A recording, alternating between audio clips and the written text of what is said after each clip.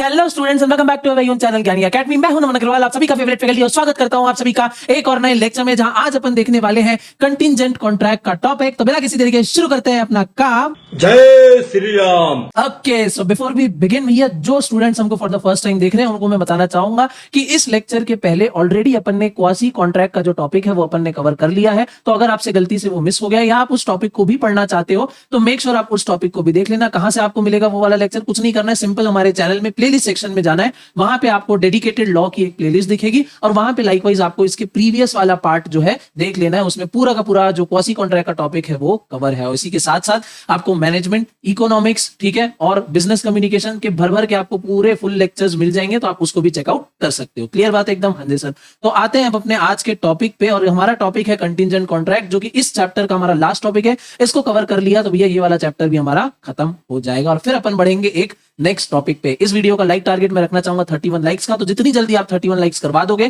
फटाफट से next video भी आपको मिल जाएगी। तो अब आते हैं अपने टॉपिक पे, कंटिंजेंट कॉन्ट्रैक्ट क्या होता है।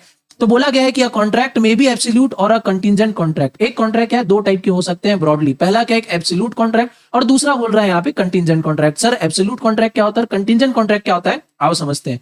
An absolute contract is one where the promisor undertakes to perform the contract in all events without any condition। क्या बोल रहा है कि एब्सोल्यूट कॉन्ट्रैक्ट एक ऐसा कॉन्ट्रैक्ट होता है जहां जो प्रॉमिसर है, जहां कौन है, प्रॉमिसर, प्रॉमिसर ये अंडरटेक करता है कि भैया उसने जो भी प्रॉमिस किया है, प्रॉमिसर ने जो भी प्रॉमिस किया अंडर अ कॉन्ट्रैक्ट, वो क्या करेगा, उसको सबका सब फुलफिल करेगा विदाउट एनी कंडीशन, बिना किसी इफ और बट के। वो क्या करेगा, उसने एक बार जो कमिटमेंट कर दी तो भैया वो उसको फुलफिल करेगा। क्लियर बात हो गई? इस टाइप के कॉन्ट्रैक्ट को क्या बोलते हैं, इस टाइप के कॉन्ट्रैक्ट को बोलते हैं एब्सोल्यूट कॉन्ट्रैक्ट। अब ठीक इसी का उल्टा क्या हो जाएगा, इसी का उल्टा हो जाएगा कंटिंजेंट कॉन्ट्रैक्ट, बट उसके पहले एक लाइन और यहां पे लिखी, hence it is also known as unconditional contract. किसको?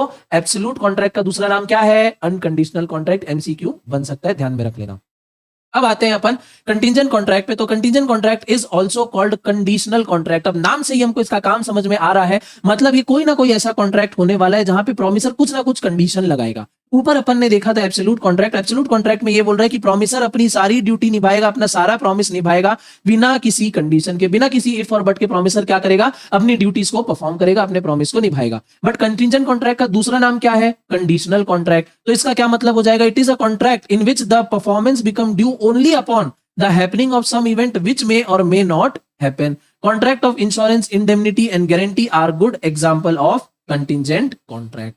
क्या बोल रहा है यहाँ पे, कंटिंजेंट कॉन्ट्रैक्ट क्या है? सबसे पहला तो क्वेश्चन इसमें क्या बनेगा कि इसका दूसरा नाम क्या है, तो इसका दूसरा नाम है कंडीशनल कॉन्ट्रैक्ट। अब ये कॉन्ट्रैक्ट आखिर होता क्या है, इसमें बोल रहा है कि ये कॉन्ट्रैक्ट में जो परफॉर्मेंस है, मतलब जो पार्टीज है वो अपने अपने प्रॉमिस को कब परफॉर्म करेंगे, वो तभी परफॉर्म करेंगे, उनको परफॉर्म करना तभी नेसेसरी होगा जब कोई ना कोई इवेंट होगा या इवेंट नहीं होगा।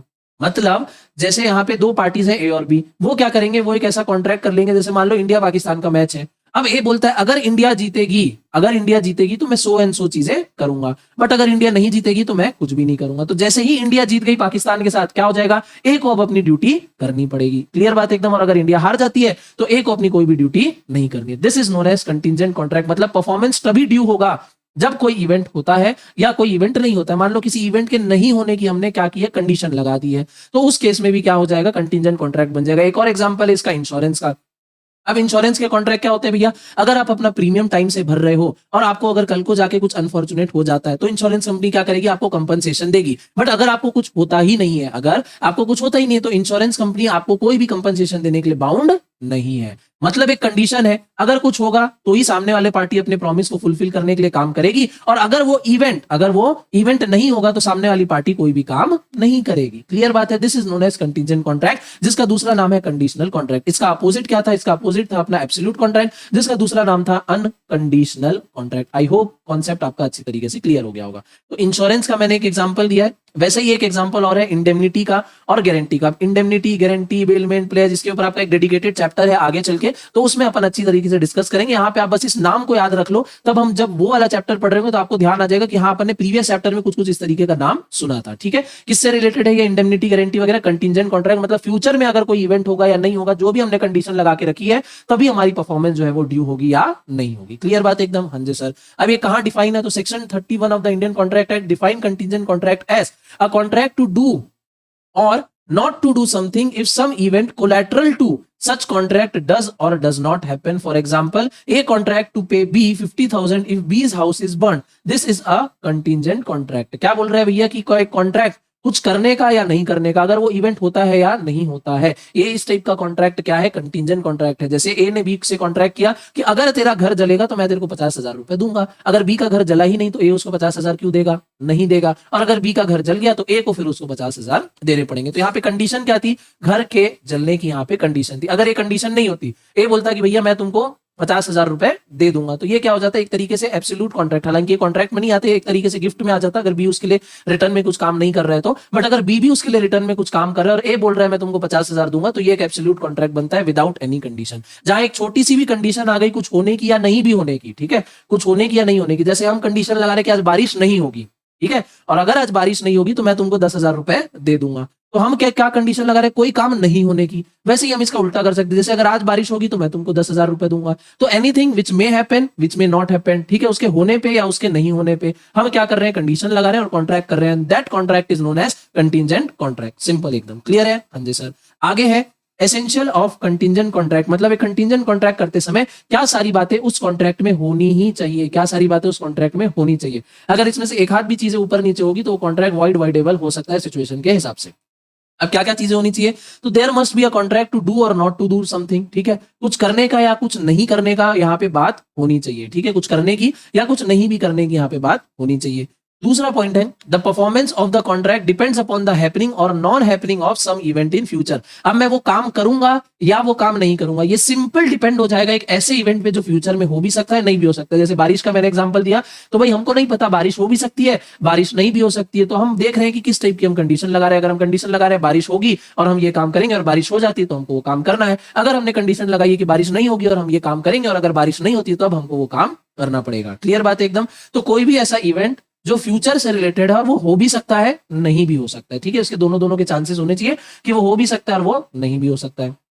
और event must be uncertain, event क्या होना चाहिए, मस्ट बी अनसर्टेन। अनसर्टेन मतलब हम एब्सोल्यूट बोल नहीं सकते कि ये होगा ही, ठीक है, हम एब्सोल्यूट नहीं बोल सकते कि ये होगा ही, ठीक है, ये हमको नहीं पता होना चाहिए, ठीक है, थोड़ा सा डाउट मन में होना चाहिए कि भाई आज बारिश होगी कि नहीं होगी। अगर हमको पहले से ही पता है कि आज बारिश होने ही वाली है और हम कंडीशन लगा के कॉन्ट्रैक्ट कर रहे हैं तो फिर वो कोई खास मतलब का नहीं रह जाता है। Next point is the event must be collateral और इंसिडेंटल टू द कॉन्ट्रैक्ट, और वो जो इवेंट है वो कॉन्ट्रैक्ट से जुड़ा हुआ होना चाहिए। जैसे शिप से मेरा सामान आएगा तो मैं तुमको उसकी पेमेंट कर दूंगा, अगर सामान नहीं आएगा तो मैं पेमेंट नहीं करूंगा। तो शिप का आना क्या हो गया, इवेंट हो गया। अब शिप भाई आ भी सकती है, हो सकता है कुछ खराबी हो जाए, नहीं आए, डूब जाए तो नहीं भी आएगी, और वो इवेंट से क्या कोलैटरल है, जुड़ा हुआ है। अगर शिप आएगी तो पैसे दूंगा, शिप नहीं आएगी तो पैसे नहीं दूंगा। तो चार चीजें हैं, क्या क्या, कुछ करने का या कुछ नहीं करने का बात होना चाहिए, किस पे, एक फ्यूचर इवेंट पे जो हो भी सकता है, नहीं भी हो सकता है, अनसर्टेन होना चाहिए, पहले से हमको पता नहीं होना चाहिए, और कॉन्ट्रैक्ट से वो कोलैटरल या इंसिडेंटल होना चाहिए। अब इसके रिगार्डिंग और क्या क्या रूल्स हैं जो दिए गए हैं सेक्शन 32 से लेके 36 तक, यानी टोटल हमको 32, 33, 34, 35, 36 5 सेक्शन अपने को और देखने हैं छोटे छोटे से, और इसके बाद अपना जो लेक्चर है वो यहीं पे खत्म हो जाएगा, टॉपिक ही पूरा अपना एंड हो जाएगा। नंबर 1 इज फर्स्ट रूल अपना सेक्शन 32 में defined enforcement of contract contingent on an event happening, ठीक है, कॉन्ट्रैक्ट का एनफोर्स होना इवेंट के हो जाने पे। क्या बोल रहा है, contingent contract upon the happening of an future uncertain event can not be enforced by law unless and until the event has happened. मतलब हमने यहाँ पे कंटिंजेंट क्या है, कॉन्ट्रैक्ट कर लिया, अब उसको हम तब तक एनफोर्स नहीं कर सकते जब तक वो इवेंट नहीं हो जाता। जैसे हमने कॉन्ट्रैक्ट किया कि भाई अगर आज बारिश होगी तो मैं तुमको 10,000 रुपए का ऑर्डर प्लेस कर दूंगा, तो जब तक बारिश नहीं होती तब तक अगली पार्टी सामने वाली पार्टी को फोर्स नहीं कर सकती कि ऑर्डर दो, और जैसे ही बारिश हो जाएगी तो भैया सामने वाली पार्टी को ऑर्डर देना पड़ेगा, और अगर वो नहीं देती है तब जो दूसरी पार्टी है वो एनफोर्स कर सकती है कि आपने बोला था, आपने कॉन्ट्रैक्ट किया था, अब आपको ऑर्डर प्लेस करना पड़ेगा। अब if the event become impossible the contract become void. अब अगर इवेंट ही क्या है वो इम्पॉसिबल हो जाता है तो कॉन्ट्रैक्ट क्या हो जाता है, इस केस में वॉइड हो जाता है, ठीक है। तो आगे आते हैं अपन अपने नेक्स्ट पॉइंट पे, that is point number 2 section number 33 enforcement of contracts contingent on event non happening. अभी ऊपर वाले का पूरा रिवर्स है, पहले हम क्या बोल रहे थे कि जब तक कोई इवेंट हो नहीं जाता तब तक आप फोर्स नहीं कर सकते। अब ये उसका उल्टा कैसे है, तो contracts contingent upon the non happening of N uncertain future event can be enforced when the happening of that event become impossible. अब अपन ने शर्त लगाई है कि ये चीज नहीं होगी, अगर आज बारिश नहीं होगी तब हम क्या करेंगे, 10,000 का ऑर्डर प्लेस करेंगे, ठीक है। आज बारिश नहीं होगी, मान लो पूरा दिन निकल गया, ठीक है, अगले दिन सुबह हो गई, अब वो तो चीज हो ही नहीं सकती, ठीक है। अब अगर आज बारिश हो भी जाएगी तो हमने शर्त लगाई थी, कंडीशन लगाई थी कल के लिए, अब वो कल जा चुका है, अब वो इवेंट नहीं हो सकता। तो जैसे ही जो अनसर्टेन इवेंट है उसका होना इम्पॉसिबल हो जाता है, और हमने कंडीशन ये लगाई थी कि वो इवेंट नहीं होगा, और उस इवेंट का होना क्या हो गया, इम्पॉसिबल, तो क्या हो गया, अब सामने वाला पार्टी उसको एनफोर्स कर सकता है। एग्जांपल जैसे A agrees to pay B a sum of money if a certain ship does not return. A ने कंडीशन क्या लगाई कि वो बी को पैसे देगा अगर वो शिप नहीं आती है। अब मान लो अगर शिप डूब गई, तो जाहिर सी बात है अगर शिप डूब चुकी है तो वो नहीं आ सकती, ठीक है। अगर शिप डूब गई है तो वो नहीं आ सकती, तो अब ए को वो पैसे देने पड़ेंगे। The ship is sunk, the contract can be enforce after the ship sinks, ठीक है। यानी अगर हमने शर्त लगाई है कि कोई इवेंट नहीं होगा और उस इवेंट का होना ही क्या हो जाता है, इम्पॉसिबल। इवेंट का होना क्या हो गया है, इम्पॉसिबल, मतलब वो इवेंट हो ही नहीं सकता, और यही हमने कंडीशन लगाई थी। तो जैसे ही वो इम्पॉसिबिलिटी अराइज हुई, हम क्या कर सकते हैं, अगली पार्टी एनफोर्स करवा सकती है। क्लियर बात है एकदम? हाँ जी सर। नेक्स्ट आते हैं अपन रूल नंबर 3 पे, जो कि दिया है सेक्शन नंबर 34 में। क्या है, when event on which the contract is contingent to be deemed impossible if it is the future conduct of a living person, section 34। क्या बोल रहे हैं यहाँ पे, if the future event on which a contract is contingent is the way in which a person will act at an unspecified time, the event shall be considered to become impossible when such person does anything which renders it impossible that he should so act within the definite time or otherwise under future contingencies. For example, A agrees to pay B a sum of money if B marries C. C marries D. The marriage of B to C must now be considered impossible, although it is possible that D may die and C may afterwards marry B. क्या बोल रहा है यहाँ पे, अब यहाँ पे हम शर्त खेल रहे हैं किसी एक लिविंग पर्सन के ऊपर। अब हम यहाँ पे क्या खेल रहे हैं, शर्त खेल रहे हैं एक लिविंग पर्सन के ऊपर कि एक कोई लिविंग पर्सन है वो आगे जाके किसी एक पर्टिकुलर तरीके से एक्ट करेगा, ठीक है। कोई एक पर्सन है, लिविंग पर्सन, जिंदा आदमी, वो आगे जाके फ्यूचर में किसी एक पर्टिकुलर तरीके से एक्ट करेगा, और अगर वो एक्ट नहीं करता है तो फिर कॉन्ट्रैक्ट वहां पे खत्म, और अगर वो उस तरीके से एक्ट कर देता है तो हम क्या करेंगे, उसको एनफोर्स करवा सकते हैं। एग्जाम्पल यहाँ पे दिया है कि ए ने बी को एग्री किया था कि वो बी को एक सम ऑफ मनी पे करेगा अगर बी जो है वो सी से शादी कर लेता है। तो अब सी की शादी हो गई है डी से, तो अब ये मान लिया जाएगा कि भाई अब सी तो बी से शादी करेगी नहीं, जो सी है वो बी से शादी करेगी नहीं। तो अब ये जो इवेंट क्या हो गया, ये क्या हो गया है, इम्पॉसिबल हो गया है। अब ये पॉसिबल नहीं है, बहुत हद तक ये पॉसिबल नहीं है, तो इस केस में कॉन्ट्रैक्ट को एनफोर्स करवा लो। क्लियर बात है।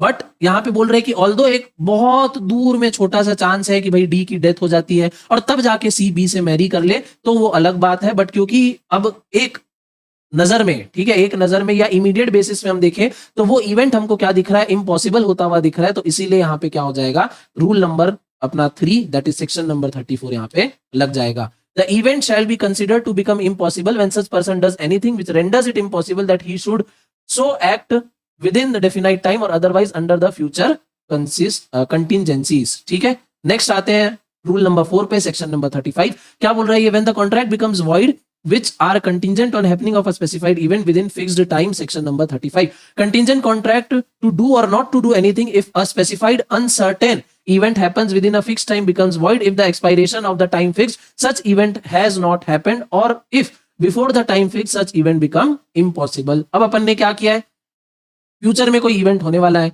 उसके लिए अपन ने क्या कर दिया, टाइम फिक्स कर दिया है कि भाई अगर 2 दिन में शिप आ जाएगी तो ठीक है, पैसे दे दूंगा, अगर 2 दिन में नहीं आई तो पैसे नहीं दूंगा। तो अगर 2 दिन के अंदर शिप आ जाती है तो आपको पैसे देने पड़ेंगे, अगर 2 दिन के अंदर शिप नहीं आती है तो आप पैसे नहीं दोगे। सिंपल सी बात है यहाँ पे एकदम, ठीक है। क्या बोल रहा है यहाँ पे, एक बार फिर से देख लो। कंटीजेंट कॉन्ट्रैक्ट टू डू और not to do anything if a specified uncertain event happens within a fixed time becomes void, ठीक है। If at the expiration of the time fixed such event has not happened or if before the time fixed such event has become impossible, ठीक है।